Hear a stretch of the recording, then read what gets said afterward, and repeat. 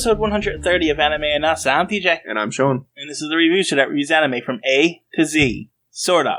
Alright guys, last episode we got category G, and we got my pick. We sure did. And I used it for G. And I decided to do Grimgar, Fantasy and Ash. Okay, let's read the wiki. It's a Japanese light novel series written by Jumanji? Jumanji? That's a board game. Yeah, Jesus Christ. Well, it's got one of those little squiggles over the U, so I wonder how that's supposed to be pronounced. And illustrated by Eri Shirai. It was so light novel is a book. They adapt it into a manga, but only did 3 chapters, which is very disappointing because I'm starting to read the books, but like manga would be better. And there's like 18 light novels, and the light novel is like 200 pages, so there's a lot. The anime came out in March of 2016. Light novel, manga, yeah, that's it. Okay. That's it. That's the wiki. That's the wiki. Did you like it? I did. That's a little high pitch there. I have problems. I'm sure I'll probably agree with some of those. But overall, for me, it's a breath of fresh air for regular anime. It's very different. Slow paced, but for me, enjoyable. The characters have their own motivations. They interact with each other like real people would interact. Sometimes. Not in the... There's like 1 or 2 instances when they're talking about like boobs where it's weird. Yeah, there is a little bit. It's a little much, but it's only a couple times. And one of the jerk characters a little much too. He is, but he's also supposed to be like a demon knight or something like that, so... Yeah, but... I guess he kind of fits that role. He fits the role of the character that you're not supposed to like. He fits the role of a teenage boy wanting to be a character like that. Yeah, well, there you go. Yeah, it's kind of D&D-esque, and it even has, like, quote-unquote levels. Not really levels, but, like, they have to save money to go to their guild to learn new skills. I really enjoy that part of it. I mean... I like the slowness of it. The power creep is very slow. It is... But there is, in the 12 episodes, there is a definitive difference between the 2 of them. Between the 2? Not the 2 of them. Between themselves at episode 1 and themselves at episode 12. Yes, they do get stronger as the show goes on. But it is... really, really, really slow. It's not slow in a bad way for me. Like, most shows that we watch that are slow in a bad way is just dead air. Yeah, it's just... I know, but... Like, it's like, when they're talking, there's longer than needed gaps. You know what I mean? But it just felt like... You know what it felt like? The first 2 sessions of a D&D. Session 0. Yeah. And that's what it felt like to me. And it felt like... I think it really is that, though. Yeah, I get that. But if I wanted that, I just play D&D. You know what I mean? Well, there's something for everyone, right? But I'm just saying, it lacked a strong overarching plot. For sure. And I guess that's because it's adapted from a book and there's so much more to it. And if you're going to do it, if you're going to be true to the original source, you can't really take things, 4 books ahead and then bring them back and put them in episode 1. Right. And if this very much felt like this was going to be a first season of a big series. Oh, very much. It was so like obvious to the viewer that there's going to be more, and there isn't, unfortunately. Right, and because it's only 1 season, we got to judge it based on that 1 season as a whole. For sure. And it just felt like it needed a big overarching plot to tie in these smaller little plots. And more of a finisher, like this is the end of the season. Right. Whether there's going to be another season or not, it didn't really have that. It felt like there was about to be another episode, and there wasn't. Because there's characters in this are just superfluous because we never find out what happens to them. Well, that's fair, but that's most stories that we watch. But there's a whole other group of D&D guys that are on another adventure party we barely met. Anyway, we should do premise. Go ahead. It's another isekai. I don't know how to pronounce that, but this one's a little bit different than the others. What that is that essentially you get transported from your world to a different world.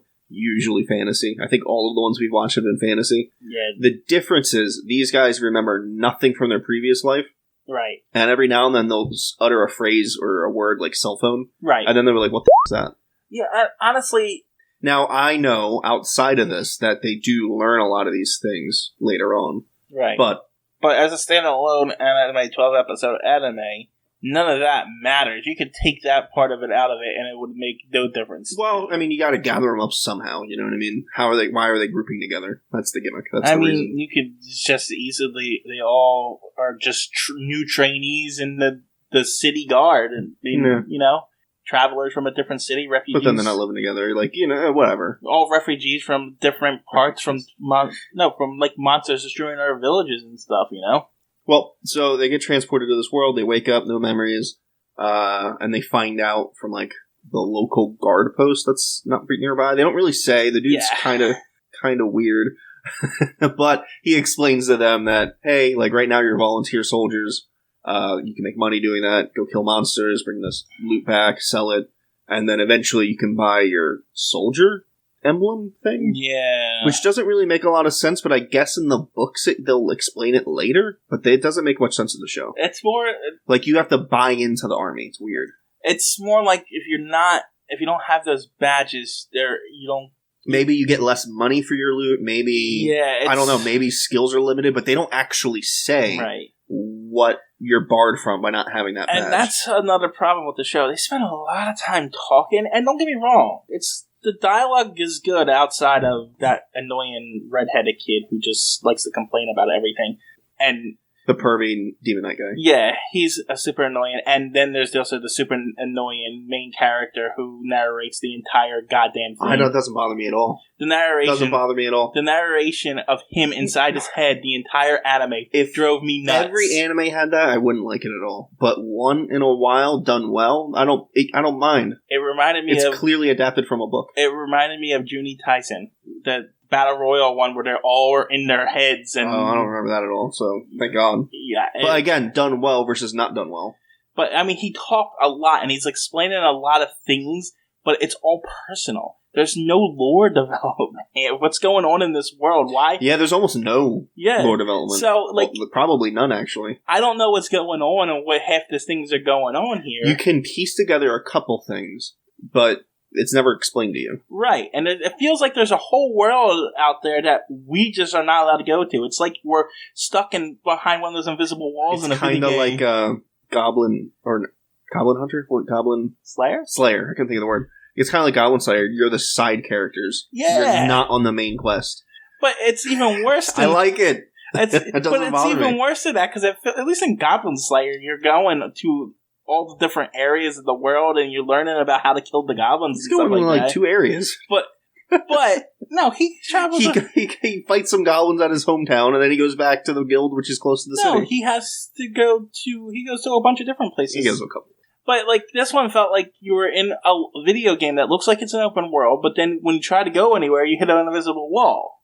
Except there isn't. That's not really a thing. But they're just doing their thing. They're hunting these goblin grounds, and that's all they want to do. Until they get stronger and better, and more money, and more experience. And I'll be honest with you, I didn't really like the main protagonist. I had problems with him. He's kind of annoying too. He's got character development. Yeah, I understand that, but man, I don't know. I had the whole problem. He's not a good leader. Very similar to a certain other thief in D&D Guild. I don't know what you're talking about. That was forced upon me. So he's not really the leader for the first few episodes. He's just a thief in the party that they have. Right, and that's another problem I had with the narration, because the narration told me that the guy that was leading wasn't long for the world. Oh, yeah? Yeah, because he's not the main character. Oh, yeah, it doesn't matter. The leader doesn't necessarily have to be the main character. Which meant something. It spoiled the fact that what the spoiler is in the middle of the thing. Like 2 episodes in, I was like, oh, there's no way this guy's surviving because there's no character development otherwise. Yeah. Well, they're, hunting some goblins, and the show's very real when they kill their first enemy, their first goblin. He doesn't want to die. It's pretty violent. Yeah, but like the first 9 episodes, I would say, is pretty much Goblin Slayer Jr. Yeah, of Goblin Slayer Light. Yeah, because the last 3 episodes, they finally decided they're going to go to a cave because of character. For reasons. For character development reasons. But those, for the first 9 episodes, are just killing goblins over and over again. And they're really bad at it. No, they get good at it. They got good at it by the 9th episode. They got good at it. But I would say they were bad at it up until episode 8 or 9, and then they got really good at it. Because it's so slow that each episode there's clearly time in between. There's a lot of off-screen things happening. And here's another problem I have with the slowness of the show. In 8 out of the 12 episodes, they spend 5 minutes in the middle of every episode to give you a song break. I was going to get to that. Yeah, there's it's not 5 minutes, it's 2 minutes. It feels like 5. It doesn't. It's about 2 minutes. Every episode, though. I like it. You know why I like it? because it's different for one. Again, if every anime did it, it'd be terrible. One, it's different. It's a change of pace.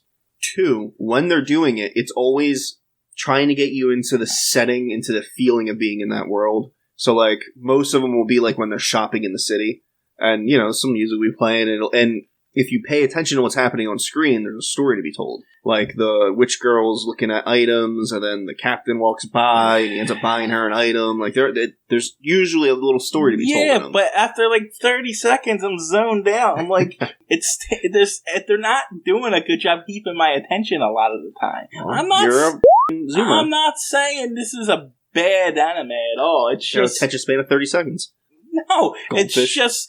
There's nothing happening on screen. That's the big... There is. It's just slow. It's very slow for 2 minutes. They're just going about their daily lives. Yeah, it's pulling you into the show. But there's no story with it. Yeah, I know. It's setting the theme. But a theme that does not come back. Yeah, it does. It comes back almost every single episode for about 2 minutes. It's a song, yeah, sure. Well, it's a different song, to be fair. That's fair, too. It is a different song. But my God, I'm like... Alright, so anyway. They're hunting goblins for the first couple episodes, and then they're very slowly hunting goblins. But by the third episode... that they are the rejects. Oh, yeah, okay. So there's a huge group that wake up with no memories, and about half of them pair off and are a lot better. Yes, yeah. They're stronger, they're taller, for instance. And they're clearly... You find out, like, in little bits from, like, them being in a tavern that, you know, they're more well-equipped because they're doing better and they get more money. Anyway, and then the rejects kind of band together. Yeah. Yeah. Well, they, in the first 2 episodes, they're hunting goblins, they're getting a little bit better, and they got better enough to where they didn't want to be on the outskirts of the city. They start going into the city, and they're you know, catching 2 or 3 goblins at a time, they're killing them. And then goblins kind of hunted them, and they ended up killing their captain, the healer. And much like Saving Private Ryan, who heals the healer? Nobody. That's a problem. You need to have a backup healer. You need to have a dual classer that can heal in a pinch. Well, there's also the problem that he was not only their leader and healer, but he was also taken their strategist. He was also one of their frontline fighters.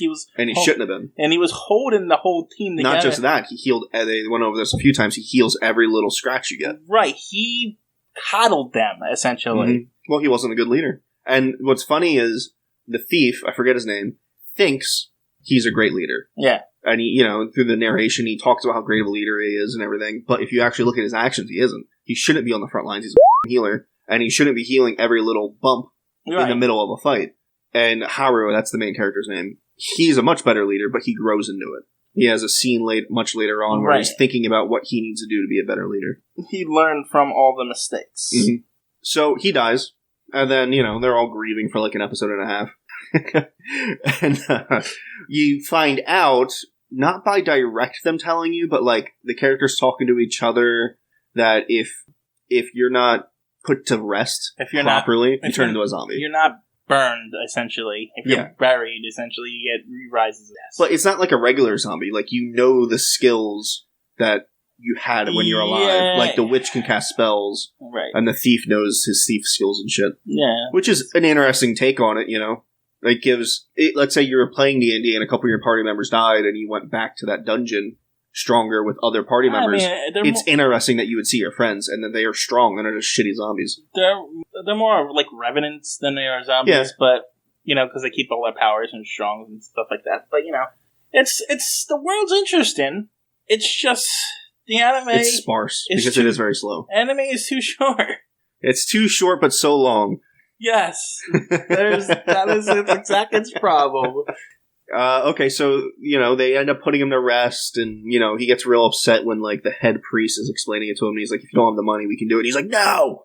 We'll figure it out, even though they're dirt poor. Yeah, and his... Well, that's a sense of pride. I know. His pride and stubbornness is stupid. Well, it's not just him. That's a poor people thing. Poor people have a very strong sense of pride. But it's... They usually don't want other people paying for their things. They don't want things given to them.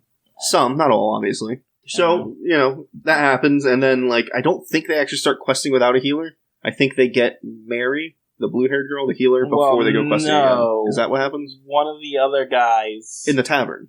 Yeah, but they don't go questing, but without it. Right? I didn't think so. They don't. They're not stupid. I mean, come on.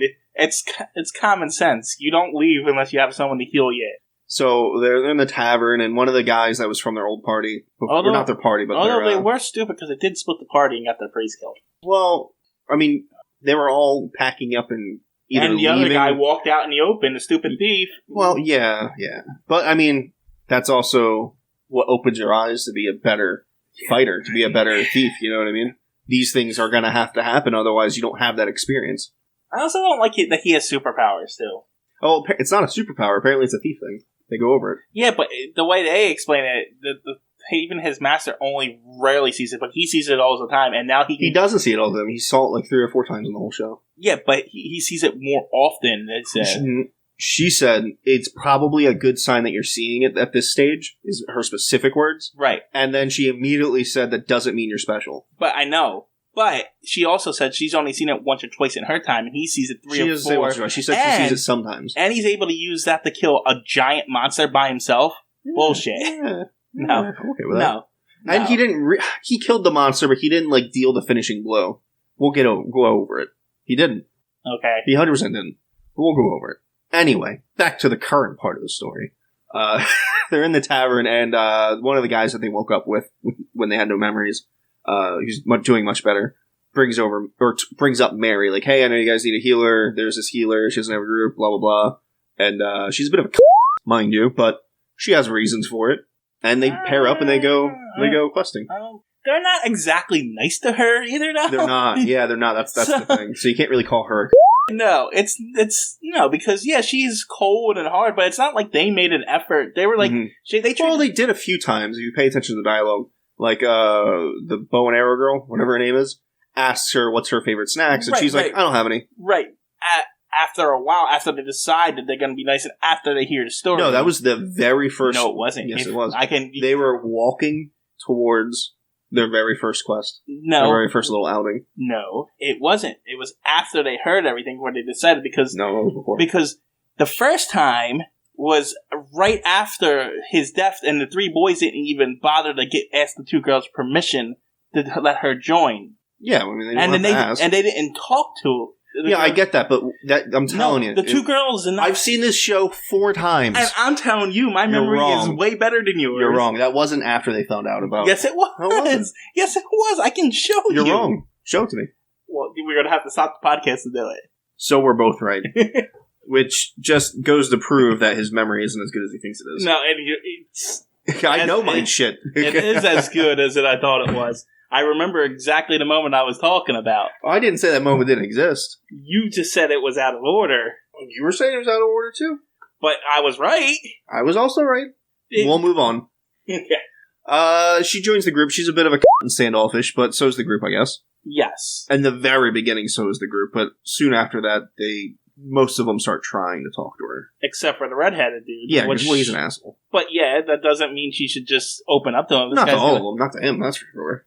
I'm not saying she should open up so early to her party members being dead, but you're still a and I'm going to call it out. I'm just saying that she has plenty of reasons to not trust these people. Well, no, she has no reason not to trust these people. Well, if she didn't trust them, she shouldn't be out questing with them. Well, if she's a healer.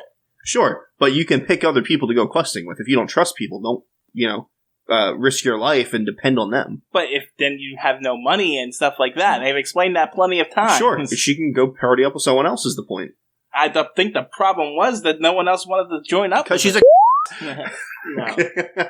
No, that's exactly why. They talked about it at one point, that people don't like pairing up with her because she's so standoffish. Right. That's because she's a cunt. Standoffish is not a Well, I don't know, for her it is. Anyway, no. we'll continue. A tiny bit. No. A little. Like 1%. Anyway. No, the redheaded kid's a Yeah, well, sure. No disagreement. He is. No disagreement. Well, they before we talk about that, our hero and the redheaded bow girl had a moment by the bathhouse where they cried and held each other. Just, character development. It's there. I did really like the bow girl. Yes. I thought What's interesting, though, is she admits she's not very good at the bow. Yeah. And you see her using it, and she gets some hits here and there, but she fights more with the knife and throwing knives later on. Right. It's kind of funny. I do like the fact that they kind of play it up, but then you realize it's not a romantic thing with her. At least not yet. No, maybe in the future. I don't know. But it looks like it was going to be her and the main character. But no, and by the end of the anime, you're like, oh, it's probably going to be the thief and Mary. Yeah. And so I kind of like that they kind of stand off with the whole romance angles of everything. Like, they cried and held each other and had a moment, but it wasn't, oh, let's get it on. Yeah, it wasn't like... Just a friendship. Yeah. More like maybe even a sibling kind of thing. Maybe. And then, they pair up and they go hunt some goblins, and then they find out real quickly that Mary isn't healing while they're fighting, unless it's serious. Right. So, like, the little boy gets a scratch on his arm, and right after the battle, he's like, heal me! And she's like, no, you're fine. And he's like, what? And she's like, you're fine. Yeah, it's like he lost one hit point. I'm not going to waste a spell slot to heal one hit point. For sure. What is really interesting is there's multiple times where the Demon Knight, little bastard, is being a little bastard, and she gets him in line. And he kind of, like, heals like a dog. She also is older than him, I want to say? Probably a bit. Yeah, I think she's older, and she's obviously has more experience than them all. She's more more put together. Yeah. So, I mean, it's obvious that they would look to her as an authority kind of thing, For social stuff, which it seems is what it is. But, yeah, she kind of, like, puts him in line when he gets too far out once she warms up to them. Yeah, they go hunting a bit. Eventually, this is a couple episodes skip, they come across and find it, because they're mapping out the whole city, the whole goblin city, ruined city. And eventually they figure out where the goblins are that killed their captain. And they're in, like, is it a church, a cathedral, something like that. Some sort of bigger building. Yeah, it's a 3-story building or something. And so they plan on going and attacking it, killing them all. They go and do it, and it works. I don't like the fake out where they showed, where they were like, oh, Mary got you just introduced her. You're not killing her. No, but, it's stupid. They also handled it better. Instead of running away, because in the middle of the fight, she gets shot in the back with an arrow, just like the other healer did. And instead of running away, even though there's at least 2 enemies left, they stop. A couple people go out and hunt the enemies, and they fix her. Right. Now, they fix her off screen, but clearly they're doing their jobs better. They know what to do. Instead of just running and trying to stay alive, they know, oh, if this person's going to live, we got to stay and fight. Right. It's just the obvious lessons in this felt a little, I don't want to say insulting, but like a little simplified for the kind of writing the person was doing. Yeah. You know what I'm saying? Yeah. So, I don't know. Our hero goes and, I think it's his name, kills the goblin that shot Mary. Yeah. And of course he had his dagger that he dropped when their captain got shot. And then the bow girl kind of... She doesn't save him, he saves himself, he kills the goblin, but then she's there and helps him, and he's like, oh, he always coming back. Mm-hmm. More plot. Right. Uh-huh. I mean, this is the kind of plot you get in this anime, so you gotta take all the character development you can get, because there's nothing else to it. This was episode 9. Yes! So there's 3 episodes left. Episode 10, they bring up that very early that they can't go hunting in the cities anymore because there are patrols, I think, of goblins? Because they've been routing them so much throughout the city. So the higher level ones are coming out. That's what it was. So they're like, all right, let's go do something else for a little while. I don't like this part of it. They all decide that they're going to Siren Mine without even asking Mary's opinion. Yeah, no, I found that a little weird too.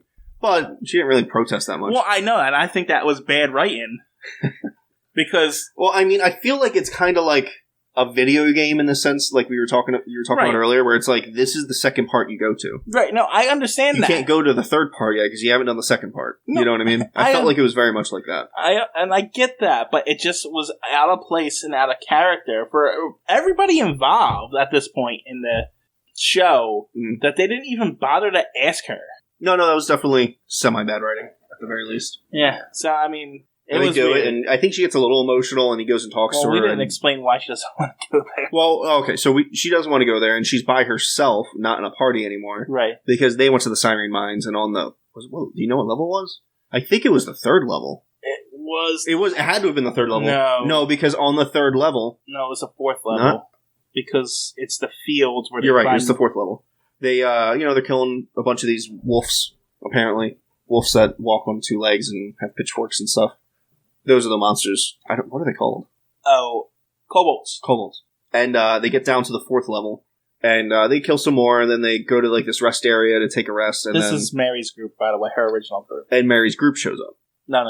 Oh, you're talking about her original group? Yeah. They didn't get too deep into that. They just kind of showed them on the 4th level. Yeah, I just want you to explain Fighting. why Mary doesn't... And then this giant kobold shows up and kills 3 of them and she gets away. Yeah, she gets away with one other party member. But she was like their old leader and was healing everything, and she ran out of magic and couldn't save them. Because she used to heal everything just like their old healer did. Yeah, that's why she is standoffish with her magic. That's why she's kind of the way she is. And then and she's traumatized by this cavern, and they just decide to go there without asking her. Oh well. I'm just saying. Nut up. I mean, she does.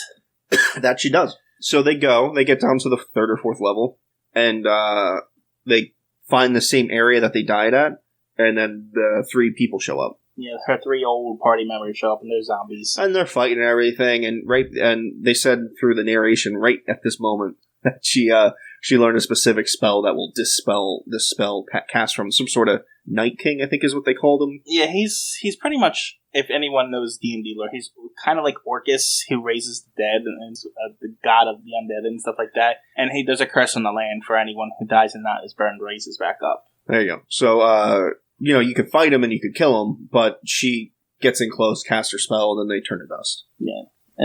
But their equipment, this is interesting, their equipment drops. So, like... No. Yeah, no, their weapons, not everything, but, like, their weapons, their cloak. But I think the narration says everything, including their equipment, turns to dust. That's not what physically happened on screen. I know, but that's what the narration said. That's not what happened. But, so it begs the question, like, do you then scavenge? Maybe not in front of her. Maybe she leaves and then you grab that shit? No, obviously you steal it, but I think they purposely put that line in there to explain away why they didn't take their stuff. Well, immediately, right after that happens, the giant kobold shows up. Yeah, giant Nemesis shows up because he's Nemesis from Resident Evil 3. Resident Evil 3. That's funny because in the video game Returnal, on the 3rd level, the bad guy's name is Nemesis. Oh, yeah. The boss, yeah. Well, did you ever play Resident Evil 3? Yeah, I've played all of them except for one. Well, Nemesis is the one that chases... I want a full remake of one. Yeah, sorry. It's just too old. The camera angles, I can't do it. They did a remake of one. But not really. They did a real remake of one. It's a shitty remake. It looks like they just updated the graphics. No, there's new arts. No, because the thing is that if you play the remake of 2, that feels like a new game. Okay, well... That's my point. My point is, they did a remake of the original Resident Evil shitty remake. Back in the... Like 2015 or 16. No, back in, like, the GameCube era.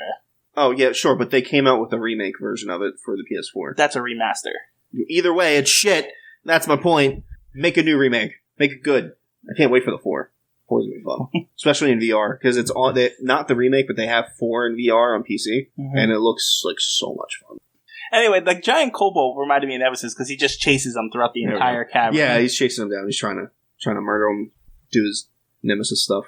We got so sidetracked in this. They're running away and everything, and they're hiding, and they have to climb down a level, so now they're on level 5. Yes. And they have to get to another area, another well, which is apparently what they call them, the holes in the roofs and the ground, and then climb up a level. They're wells, they're literal wells. With no water. There is such thing as dry wells. Okay.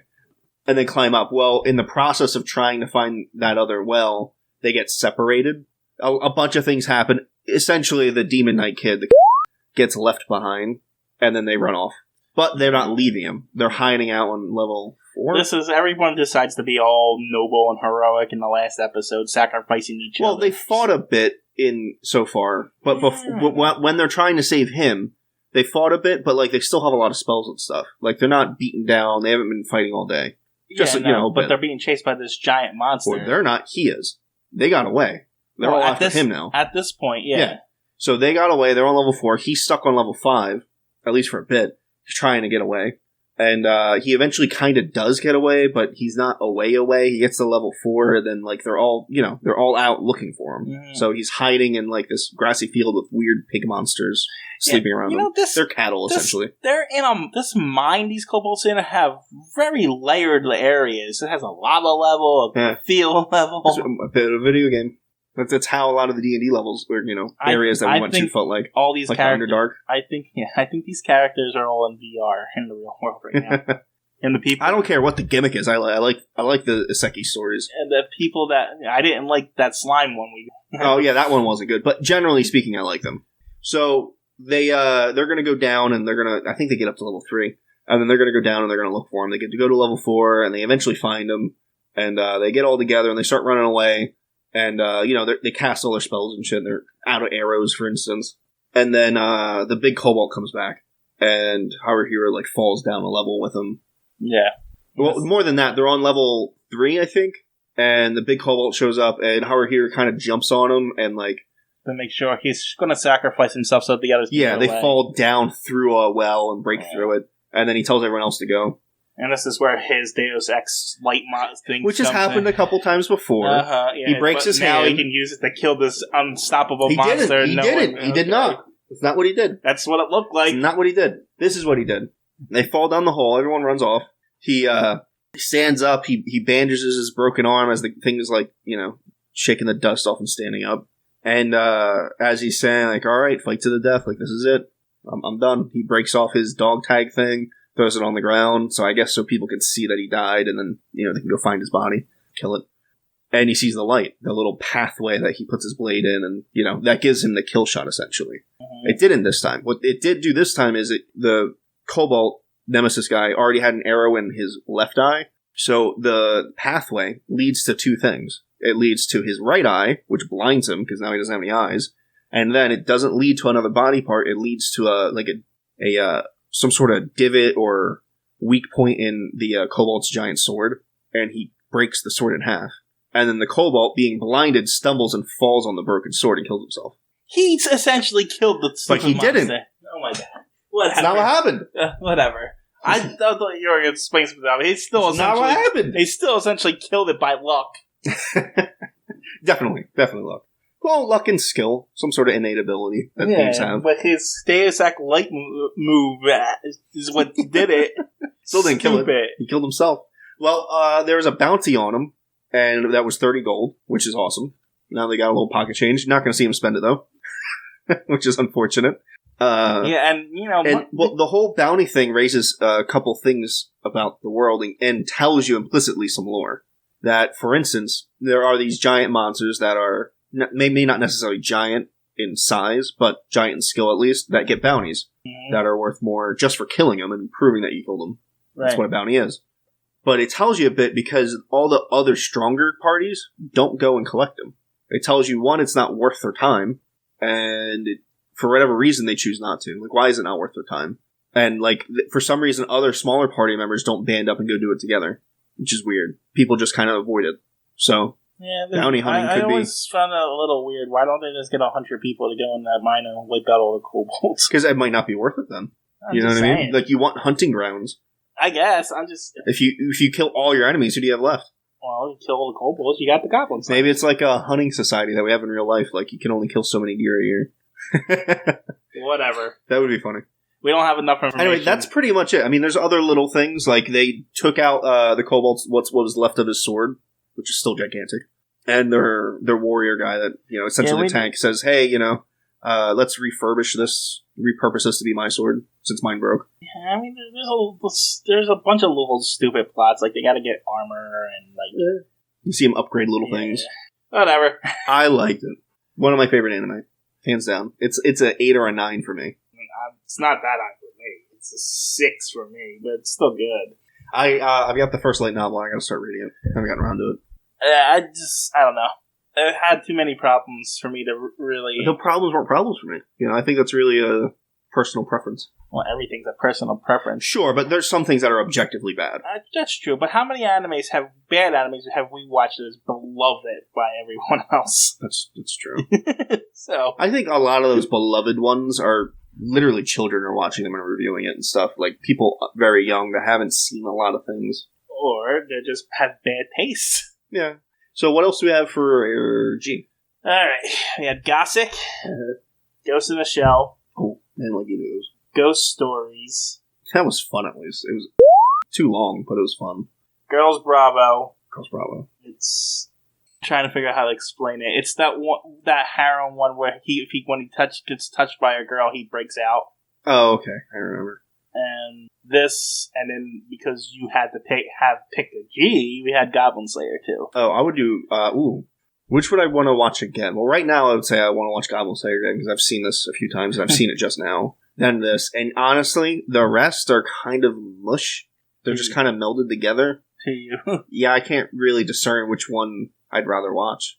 I liked Goblin Slayer, but I would watch Ghost in the Shell because I liked Ghost in the Shell before I watched this again. I liked Gossick too, actually, but that was still bad. Girls Bravo's at the bottom for me. Ghost Stories probably above Gossick. Yeah. So it was funny. I don't think it's something I would really want to watch again, but it was funny. Yeah, but I mean, I'd rather watch the English dub was funny as shit. I'd rather watch it over Sherlock Holmes, Gothic Lolita girl, and harem guy breaking out. Mm-hmm. So, all right. So we're gonna spin for category age. Let's go. There's a lot of age. There is. You know what's really funny? High School of the Dead is in the list twice. Yeah, I know, it's just spelled wrong. Heaven's Memo Pad, sorry. Oh, you know what we didn't do last time and we almost never do every single time we get a pick? At least when it's me. I get so excited, I pick it, and then we don't look at the box art and read the description. Yeah, it happens almost every time. I'm like, yeah, we're doing this, bye! Like, I'm so excited to go watch it. Heaven's Memo Pad, there it is. Doesn't look particularly old. Mystery? Psychological. That's fairly interesting. Yeah. The cover art is, I would assume, a prepubescent girl, probably 11 or 12. Really? I was thinking more along the 8 or 9. Maybe 8 or 9. Funny thing is, 8 or 9 is actually prepubescent. 11 or 12 is pubescent for 12. We don't need to get into that. My wife works in pediatrics. We talk about it once in a while. But yeah, so technically, anyway, she's wearing a t-shirt, and it looks like a Pokeball or a cell phone in her other hand. I'm going to go with Pokeball, but it's probably a cell phone. She's also got a teddy bear. And a big-ass teddy bear. She looks like she's on a train, though, doesn't she? I think that might be her house. That looks like a door. That could be like the AC unit or something like that, and that's a counter. Okay. Yeah, alright. Narumi Fujishima. This is the last time you're going to hear us say that name. Yeah. Is an ordinary high school boy, who remains isolated from his fellow classmates. One afternoon, fellow classmate Ayaka, girl, invites Narumi, I'm not going to say her last name, to join the gardening club. Oh god, introduces him to a reclusive detective named Alice. Alice hires Narumi as an assistant and puts him to work, solving the strange mysteries of Angel Fix, an illegal drug. Little does he know it could put him and Ayaka in serious trouble. 12 episodes. This is not too long. Well, it looked interesting up until the description. Yeah. Because now it feels a little more like Gothic. Yeah. Alright, guys. Next episode, Heaven's Memo Pad. Oh, wait. It's the only neat thing to do. Neat, I don't know what it stands for, but it's like a... You know what an otaku is? I think we've had this conversation. An otaku is like someone who plays video games and like... Right. You know what I mean? Is like a shut-in. Like a neat is another version of that with its own description. I don't know what it is, though. Yeah, we've had this conversation before with other ones. I think Eden of the East was where we first started talking about it. One of the first ones. Yeah. Alright, guys. Next episode. Bye. Bye.